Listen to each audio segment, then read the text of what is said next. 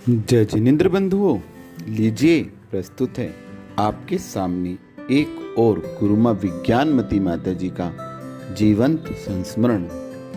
मात्र अपना कल्याण करना है, मात्र अपना कल्याण करना है। ये संस्मरण हम आरिका आदित्यमती माता जी द्वारा रचित पुस्तक नाव के खिवैया से ले रहे हैं। माता जी इस वक्त लॉकडाउन के समय गुड़गांव और तिजारा के बीच में शिकोहपुर तीर्थ क्षेत्र है, वहाँ उपस्थित हैं, सत्संग विराजमान है। तो लीजिए सुनते हैं, मात्र अपना कल्याण करना है।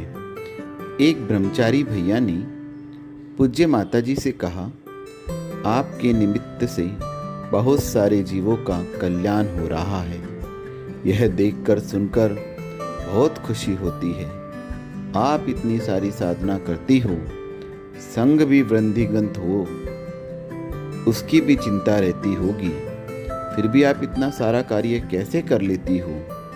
नई नई साधना कैसे करती हो? हम सोच सोच कर विस्मित होते हैं। पूज्य गुरुमा बोली, मुझे किसी की चिंता नहीं है, मात्र अपने कल्याण की चिंता है। मेरा कल्याण हो जाना चाहिए, इसीलिए सब करती हूँ। संसार में कौन अपना है?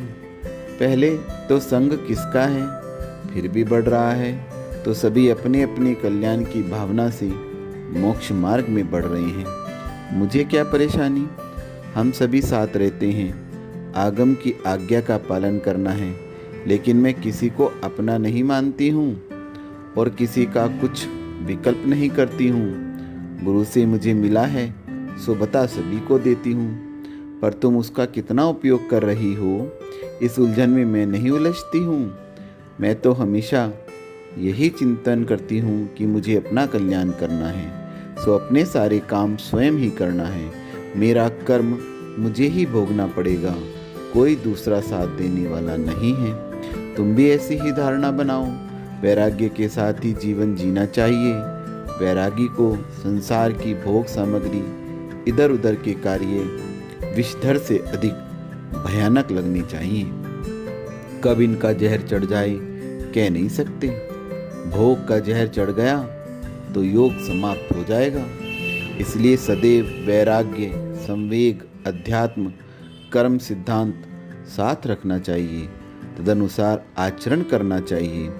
सुनकर वे बोले, माता जी धन्य हो आप, जो अध्यात्म को ही लेकर अपनी साधना करती हो।